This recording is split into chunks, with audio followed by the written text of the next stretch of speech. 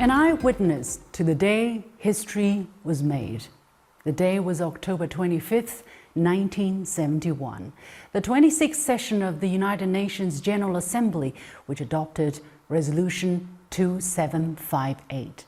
This monumental resolution restored all rights to the People's Republic of China and recognized the representatives of its government as the only legitimate representatives of China to the UN.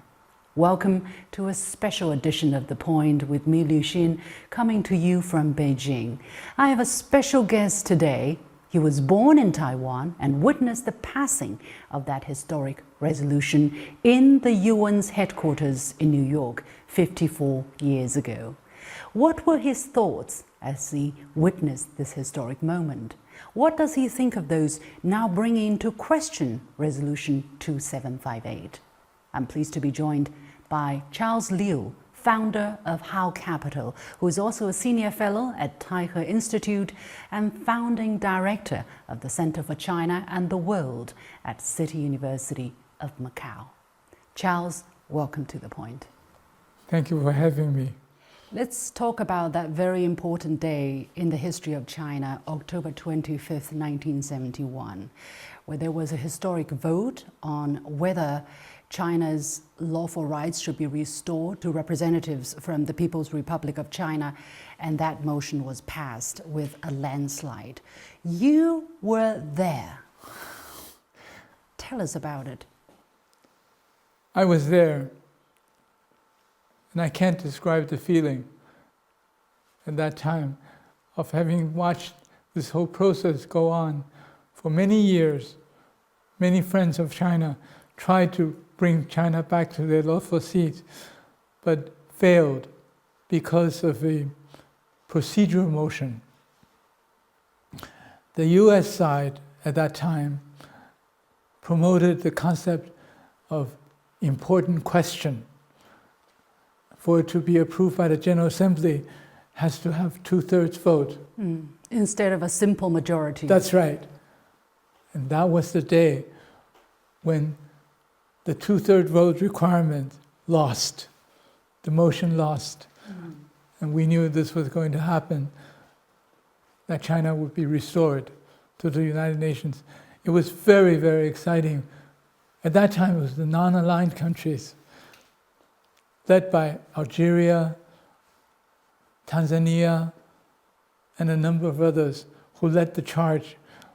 In fact, I remember watching Ambassador, I think he's called Salim of Tanzania, dancing in the aisles. It took so many years of effort by friends of China to promote this, to get it done. And I think China will remember that. How did you find out about this vote that was going on, and how did you get to know that the vote was happening on that day? And how did you get into the building? At the beginning of 1971, there was a big movement among foreign students, or Chinese foreign students in the US on Diaoyu Dao. It was an island, actually a group of small islands that between Japan and China. And it's always been designated Chinese territory. But at the beginning of 1971, US announced that it supported Japanese claims to sovereignty over these islands. And many Chinese students, or there weren't any from the mainland, it was mostly from Taiwan and Hong Kong. We started a student movement protesting against US support of Japanese position, and also protesting against Taiwan's reaction to that. Because they didn't protest That's right. against the US That's intervention. Right. And Beijing, of course, protested vehemently. And that's when Chinese students in America, for the first time, actually started to gather forces in wanting to demand our rights. I think what happened is that the students got organized and started to follow these things more closely. And since I was very close by, I was in Princeton, and we were following what was happening in terms of the resolutions in the United Nations General Assembly when they were being taken up. And it was scheduled, that resolution, the motion on important question was scheduled to be taken up that day. So a bunch of us decided to go into the city and see that happen, see that historic moment. Were you kind of nervous or maybe a bit concerned that this was not going to pass, or were you full of expectation that this is going to happen? What did you expect? Every year it became closer and closer and closer. How come? Every year the non-aligned movement of developing countries started to, more and more of them started to tilt the Chinese, Beijing's way. So it became closer and closer, and it looked like that was to be the tipping point. But of course, not every country will announce beforehand how they will vote, right? So nobody knows for sure, but it just looked like that was it. It was going to happen. But if it didn't happen, it happened next year. So. But to you, why was this a big deal? I was very excited by the other fact, by the fact that Ambassador Tanzania would dance in the hallway to celebrate this. How many developing countries, how many from the non-aligned put in so much work in pushing for this to happen. There were a lot of discussions at that time already, the rise of the global South. At that time, the political South was non-aligned movement after the Bandung Conference. And then the Group of 77, G77, is on the economic side. And developing countries finally getting together to become a cohesive force to try to seek more fairness in their development efforts. I think it was really quite amazing to me that so many of them, despite the pressures from the West, actually stood up against them, stood up against the pressure, and was supporting China on this effort. Yeah. You didn't see this as a mere victory, merely a Chinese or victory on the part of the PRC, but a victory on many like-minded countries. That's right, that's right. And today's world reminds me exactly of that time. So now, 50 years later, that's right. What you envisioned, what you expected, actually happened. That's right. And even more important, at that time, developing countries wanted to have a chance at a better life. And they were most of them just became independent in the 1960s. Well, the representatives of Chiang Kai-shek, you thought they couldn't represent developing countries' voices? They couldn't represent anybody except what the Americans wanted them to say. I think they were an embarrassment to China, to the Chinese people, because they were behaving as basically lapdogs of the Americans. In what specific ways, for instance, would you? They always voted with the Americans in the Security Council, in the General Assembly.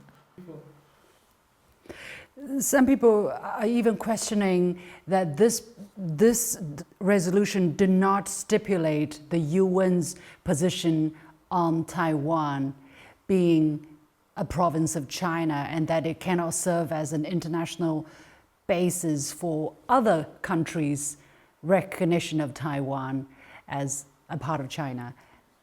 I don't think anybody would doubt the fact that China was one of the victor states after the Second World War. And if that's the case closed. No further discussion required. Why was Taiwan not made independent in 1945? Because it belonged to China. That's right. It's very clear. It was recognized by all. Some might try to change that or come out with a different narrative, a different story. But to the Chinese, it's very clear. And now to the rest of the world as well, 200 some countries, it's very clear as well. Why go back to that issue? That issue was settled 70, 80 years ago. What has happened actually if they have not been able to say, to prove what you just said, what they're trying to do is they're trying to deconstruct the significance, let's say, of Resolution 2758 and say that, for instance, none of the language or the text addresses, much less decides, the international legal question of Taiwan, and that Beijing is misusing this resolution to support its so-called control over Taiwan. Whatever they may say, it will not happen. Giving Taiwan more legal status in the United Nations system, it would just cause trouble, waste of time. Because what happened in the last few months with the new American administration, you can already see they lost a lot of soft power. And in the China case, China has gained a lot of soft power on a global basis. So it would be seen clearly by countries in the world, by the whole world actually, that any attempt to push that line that you just described is a waste of time. But what were they trying to do in the first place by pushing that narrative? What do you think? I think it's part of the US attempt or Western attempt to cause trouble for China, make things more complicated, more difficult on a global basis. It's no longer just a trade war, no longer just a technology war, but if you look at what USAID does and what the State Department does, what the CIA does, it's all to cause as much trouble as possible to make things difficult for China, to no avail.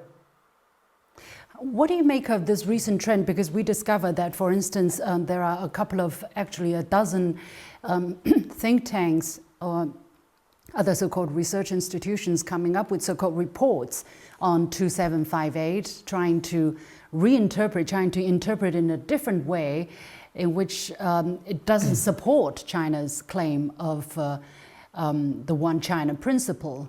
They have come up with lots of literature, lots of so-called reports, and they are making a lot of publicity, and there's a lot of media reports as well, especially on the island of Taiwan. Actually, the increase is exponential. What do you make of this trend? Two things. Number one, it's being paid by somebody. It could be paid by the government in Taiwan, paid for. Think tanks make reports based on people asking them to do reports. So that's one part. But I think that's a less important part. The more important part is there's a sense of desperation.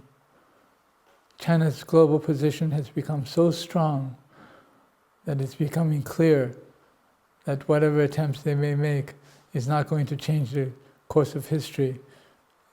And reunification will happen, whether or not in forms that you like or not. I think very clearly China's position on a global basis is so strong, you can have as many reports as you want.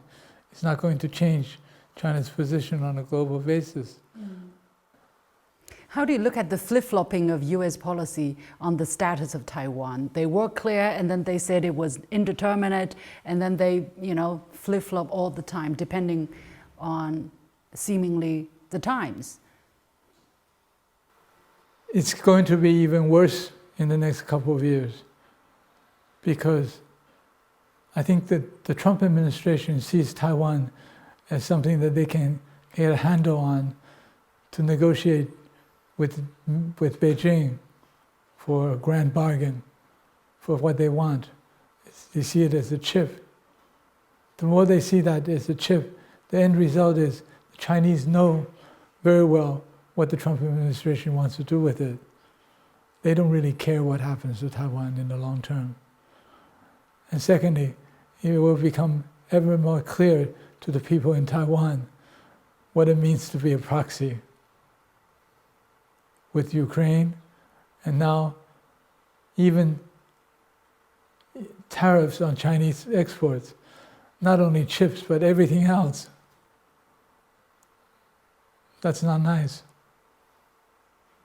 And then the other part is buying more weapons from the US.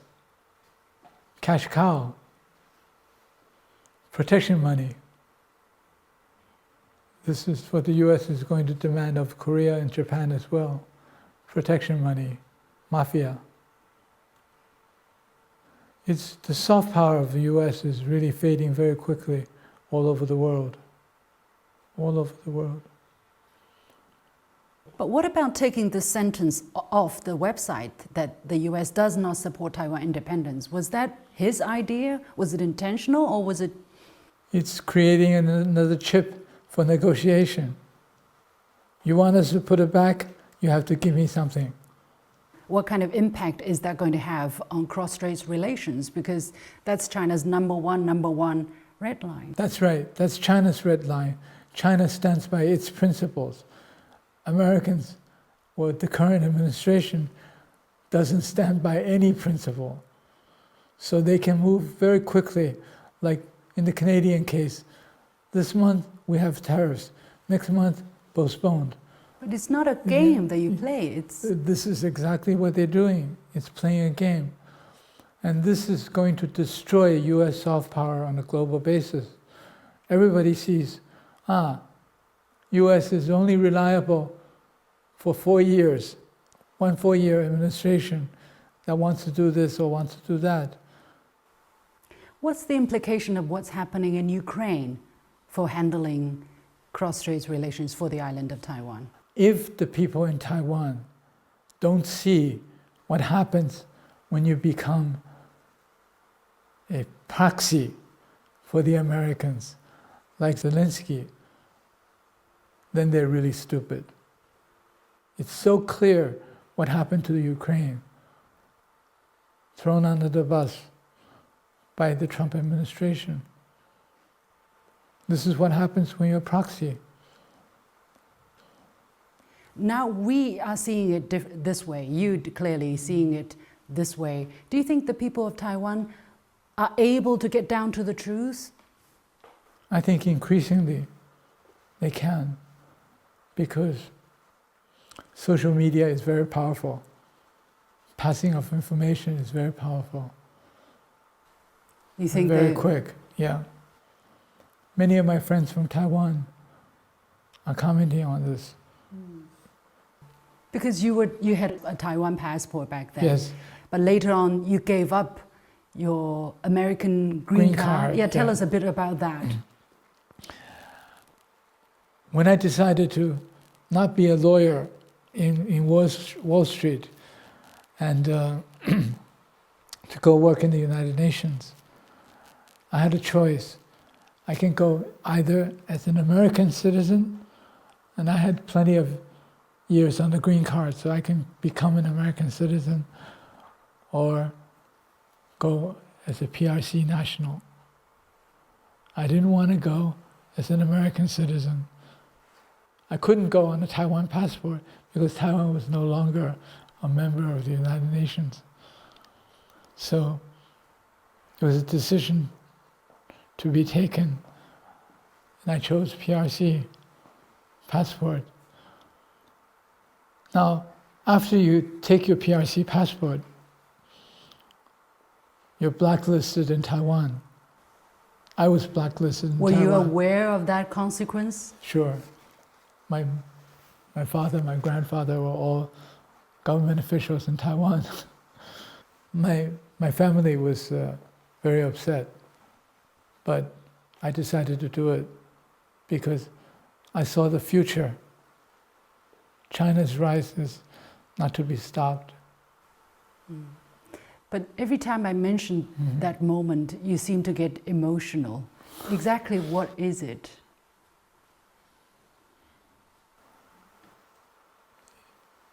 It's a combination of things. I think the most emotional part is to see what happened in the last 40, 50 years. There are a couple of numbers which are important. Number one, at the time of the 1949, the founding of the People's Republic, there were studies later on by UNICEF that over 90% of the population were illiterate. Today, you don't find anyone illiterate on the streets. Number two, in the last 40 years, per capita income has increased 100-fold. Per capita GDP, 100-fold. At that time, 40 years ago, China's GDP per capita was the same as India's. Today, China is 5 times that of India. What this country has gone through goes beyond description. What it has done for its people cannot be imagined in human history. And that day is the beginning of the world getting to know the China that we know. Well, I'm also curious because right now, you know, the change of guideline for education. That's right. And it's been going on for a couple of decades. Yeah. And you know, all the so-called signification, de-signification, right? Getting rid of Chineseness, but stress the so-called local or Taiwan identity. What do you make of that? On my last trip there, which was before the pandemic, 5 years ago, 4.5 years ago, I think what I found was that those who are in their middle ages and older are very, very intensely Chinese still. Intense.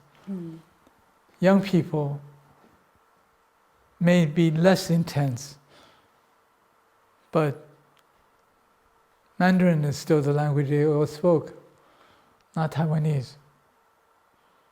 It's quite interesting.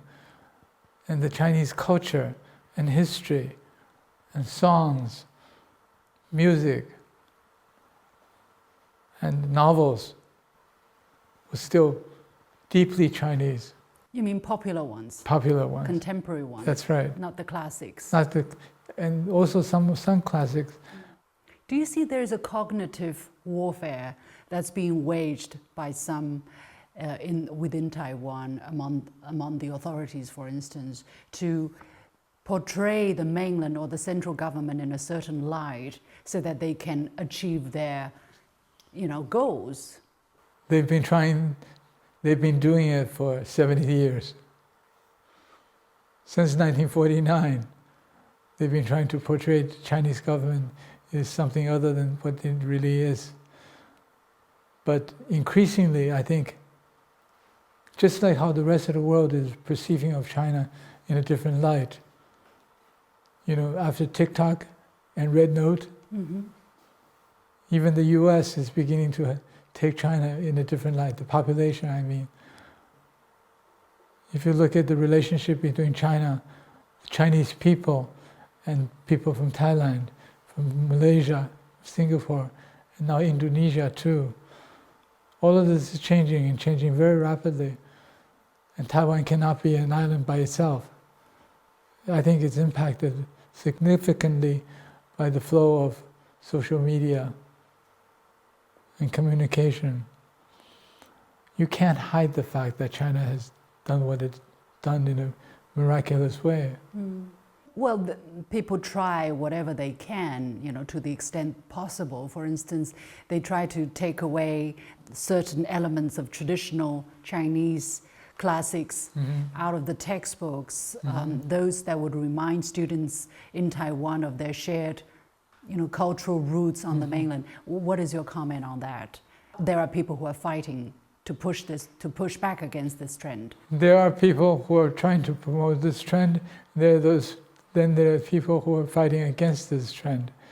I think ultimately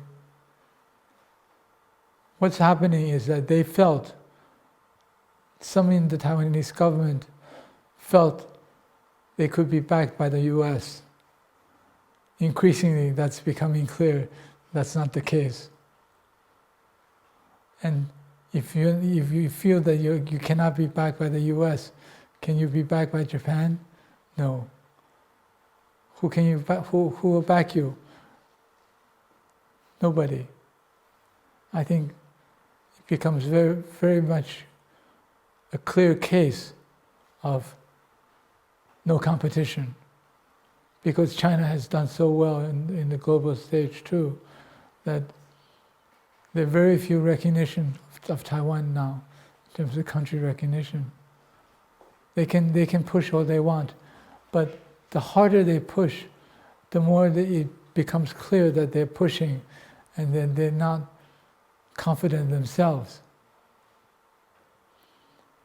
And then, of course, like you said, there's duties on everything exported by Taiwan, imposed by the US. I really come back to that expression that's used by many now. It's dangerous to be an enemy of the United States, but it's fatal to be its ally. Charles, thank you so much. Thank you. Thank you.